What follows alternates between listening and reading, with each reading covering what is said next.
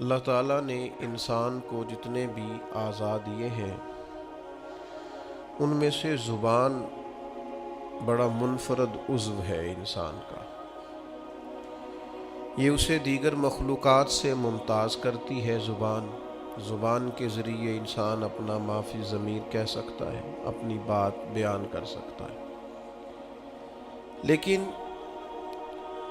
کسی بھی چیز سے انسان جب اعتدال کے ساتھ نفع اٹھاتا ہے تو وہ چیز نفع بخش ہوتی ہے، لیکن جب اسی چیز کے ساتھ وہ غیر معتدل ہو کر کام لینا شروع کر دیتا ہے تو وہی چیز نقصان کا باعث ہوتی ہے۔ کھانا ضرور کھایا جائے، لیکن اگر بغیر بھوک کے اور بلا ضرورت کھایا جائے تو اگرچہ جائز ہے، اگرچہ لذت والا ہے، اگرچہ صحیح پکا ہوا ہے، لیکن پھر بھی وہ بیمار کرتا ہے۔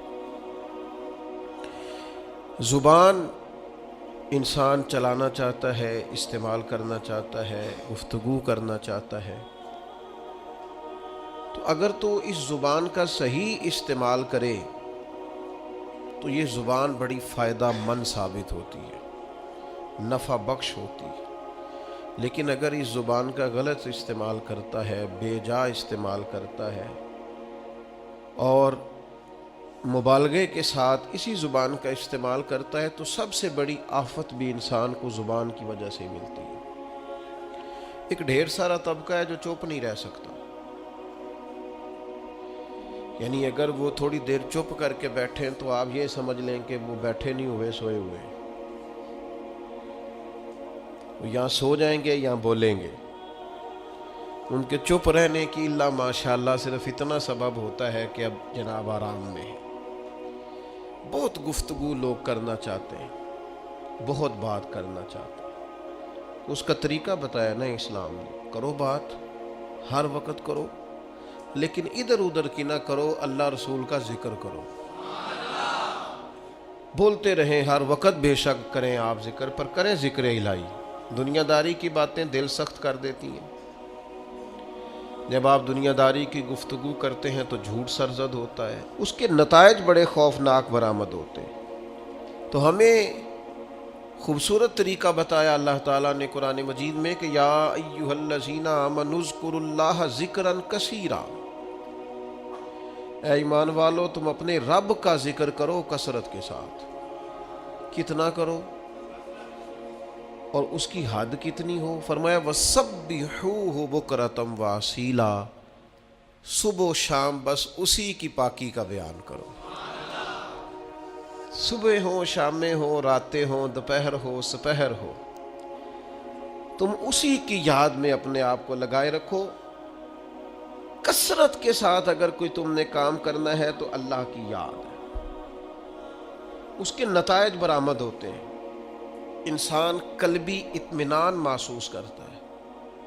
دانشور کہتے ہیں کہ بہت زیادہ باتیں کرنے والا آدمی، بہت زیادہ باتیں کرنے والا خود بھول جاتا ہے کہ بھلا میں نے پہلے اس شخص سے کیا کہا تھا۔ بہت زیادہ باتیں کرنے والے آدمی کا حافظہ کمزور پڑنے لگتا ہے۔ بہت زیادہ گفتگو کرنے والا آدمی اعصابی طور پر تھک جاتا ہے، تھکاوٹ اسے ہونے لگتی۔ لیکن اللہ کا ذکر اور اللہ کی یاد ایک ایسی چیز ہے، آپ مستقل کر کے دیکھ لیں، جتنا کرتے جائیں گے طبیعت میں تازگی آتی جائے گی، اس میں سرور آتا جائے گا، سرور۔ لیکن یہ کہ ذکر کا صرف یہی معنی نہیں ہے کہ آپ نے تسبیح پڑھنی ہے، سبحان اللہ سبحان اللہ سبحان اللہ الحمدللہ، صرف اتنا ہی معنی نہیں ہے، بلکہ صدر الافاضل سید نعیم الدین صاحب مراد آبادی رحمۃ اللہ تعالی علیہ نے ذکر کی 3 قسمیں بیان کی ہیں۔ فرماتے ہیں ایک ذکر ہے ذکر لسانی، کہ تم اپنی زبان سے اللہ کو یاد کرو۔ یہ ذکر لسانی ہے کہ تم نے زبان سے اس کی تسبیح پڑھی، تحمید پڑھی، تکبیر کہی، مختلف اوراد و وظائف پڑھے، تلاوت قرآن مجید کی، پھر دعائیں پڑھیں، سونے کی دعا، اٹھنے کی دعا، کھانا کھانے سے قبل دعا، کھانے کی تکمیل پر دعا، سیڑھیاں چڑھتے وقت اللہ اکبر کہا، نیچے اترتے وقت سبحان اللہ کہا، پانی پیتے وقت بھی تم نے بسم اللہ شریف پڑھی، کوئی بھی خیر کا کام کرتے وقت تم نے اللہ کا ذکر کیا، تو یہ ذکر لسانی ہے۔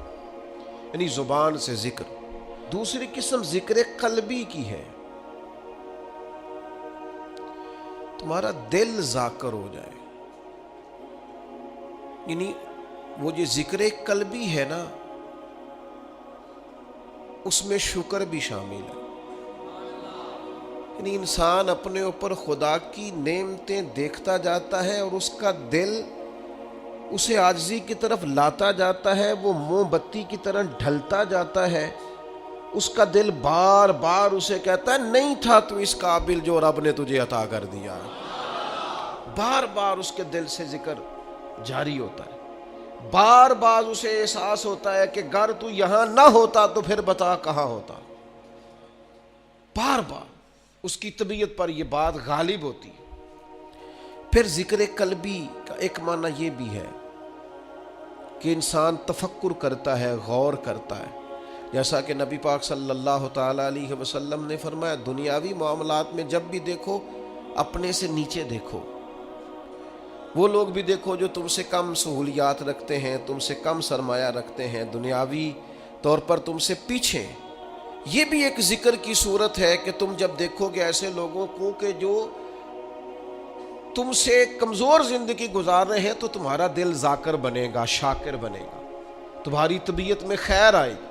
یہ بھی ذکر قلبی کی ایک صورت ہے. اور پھر ذکر قلبی کی یہ بھی ایک صورت ہے کہ آپ مظاہر قدرت میں غور کریں.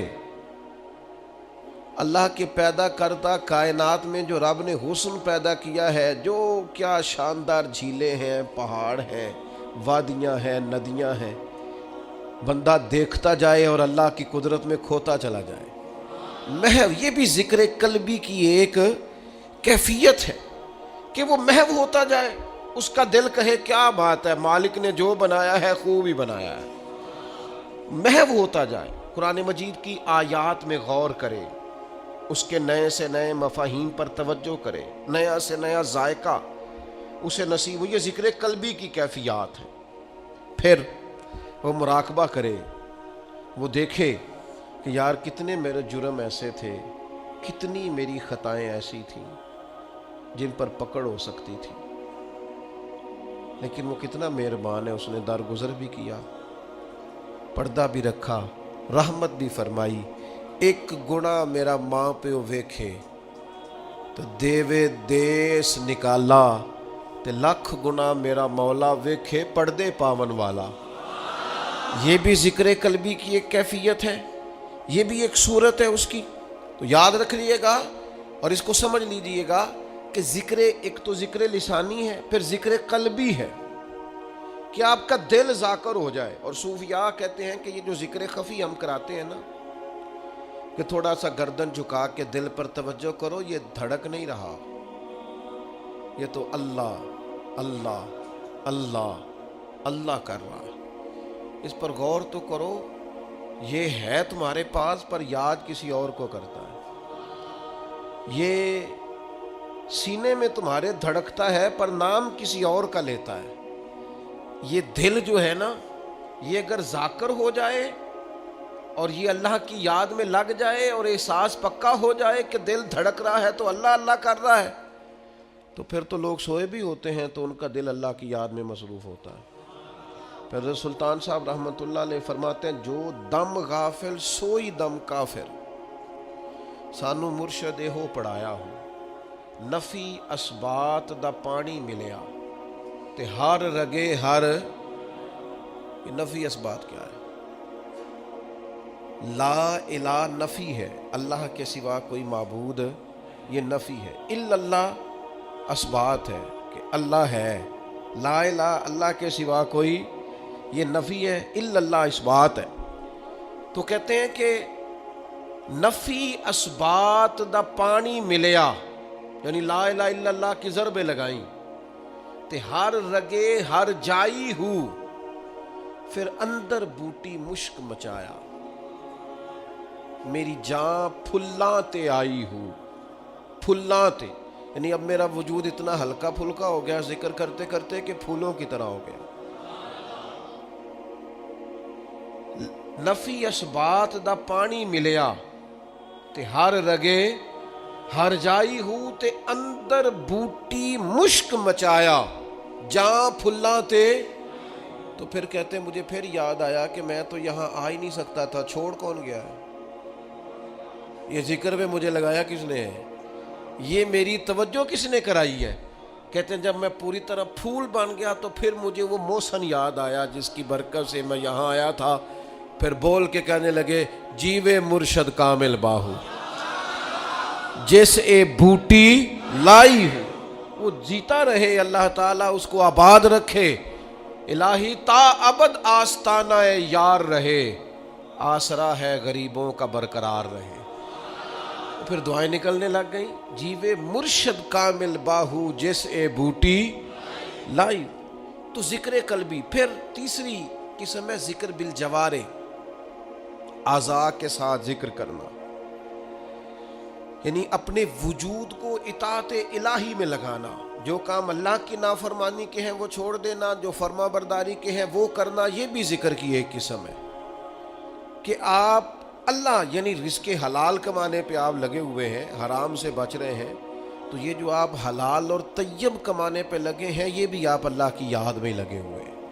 اس پر حدیث میں دلیل بھی موجود ہے کہ نبی کریم صلی اللہ تعالیٰ علیہ وسلم نے فرمایا جو انسان رزق حلال کی تلاش میں ہے وہ بھی راہ خدا میں. تو یہ تیسری قسم ہے کہ آپ اللہ کی اطاعت میں لگے ہوئے ہوں. اس میں پھر اگر آپ جہاد میں ہیں تو پھر بھی ذکر الہی میں ہے, تبلیغ دین میں ہیں تو پھر بھی ذکر الہی میں ہے, قرآن مجید پڑھا رہے ہیں تو پھر بھی ذکر الہی میں ہے, پڑھ رہے ہیں تو پھر بھی ذکر الہی میں ہے.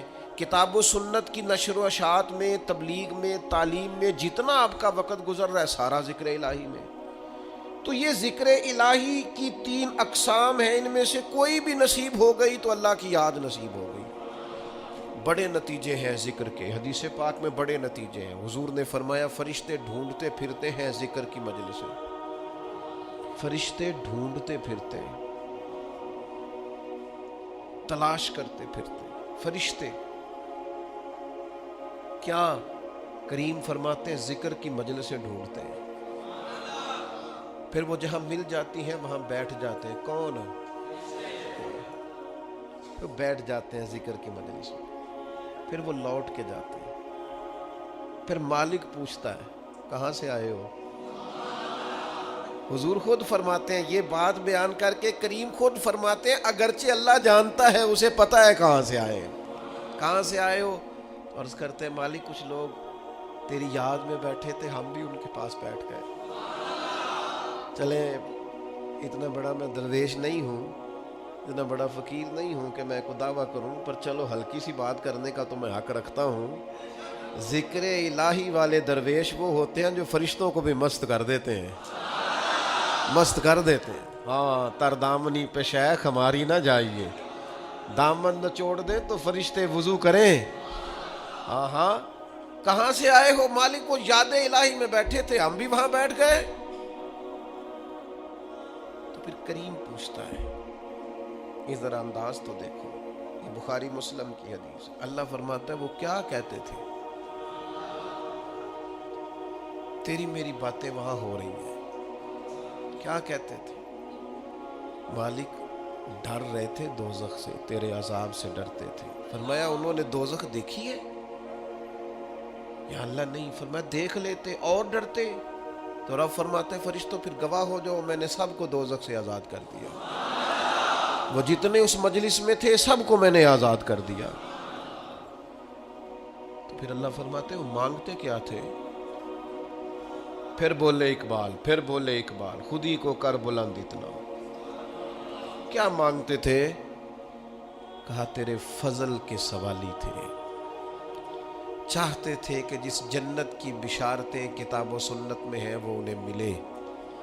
تو اللہ فرماتا ہے پھر تم گواہ ہو جاؤ نا, میں نے دے دی ہے انہیں جنت, ان کی ہو گئی. فرشتے مجھے ایسے لگتا ہے کہ گویا فرشتوں کو بھی ان سے پیار ہو گیا ہے, وہ ذکر والوں سے پیار ہو گیا ہے. تو فرشتے نے بات اور ایک اور بات کر دی, کہنے لگے مالک کچھ بندے ویسے بھی آئے تھے, ذکر کے لیے نہیں آئے تھے, ان کی کم سانے ہوتے کسی نال کوئی. کچھ ویسے بھی آئے تھے वो फी नफ्स ही जिक्र के लिए तो नहीं आए, वैसे ही आ गए। तो अल्लाह करीम फरमाते हैं गवाह हो जाओ मैंने उन्हें भी जन्नत अता कर दी। और हदीस के लफ्ज़ ये हैं कि अहले जिक्र के पास बैठने वाला बंदा भी कभी शकी नहीं रहता, बदबख्त नहीं रहता, अल्लाह उसे भी नेक बख्त बना दिया करता। और जिक्र इलाही का जो सबसे बड़ा मर्तबा मैं समझाऊं वो कुरान मजीद की ये आयत है, फज़कुरूनी अज़कुरकुम। क्या ये बड़ी इबादत और भी है, पर खुदा को याद करने का ये जायका और जो अजर इसका अल्लाह ने बयान किया है। तो यार मेरा तो जिक्र कभी, मुझे खुदा की कसम, मैंने कभी कसम बड़ी कम उठा, तो खुदा की कसम कभी मुझे पता चल जाए ना मेरे पीर ने कहीं बैठ के मेरा जिक्र किया, मैं तो सदके हो मर जाऊं लोगों पे जो मुझे आके बताए उसने मेरा नाम लिया, उन्होंने आज बात की है। इस पते से ढूंढना कासद मेरे महबूब को, काली जुल्फ ते आँख मस्तानी है। पता तो चले ना उसने मेरा जिक्र किया। उस्ताद साहब कह रहे थे और फरिश्तों की मजलिस में जिक्र हो जाए। और यार ये इसका अंदाज तो देखो कुरान मजीद की आयत का, अनोखा निराला। यानी जिक्र पर सवाब भी है, लेकिन जिक्र इलाही पर अजर का ये रंग, इस इबादत पर ये अंदाज नवाजने का, फज़कुरूनी अज़कुरकुम, तुम मुझे याद करो मैं तुम्हें याद करूंगा। यानी अल्लाह की बारगाह में जिक्र होगा, गुनाहगारों का, मुजरिमों का, कमजोरों का, ज़ईफों का, जिनके नाम की कोई शोहरत नहीं, जिन्हें कोई नहीं जानता।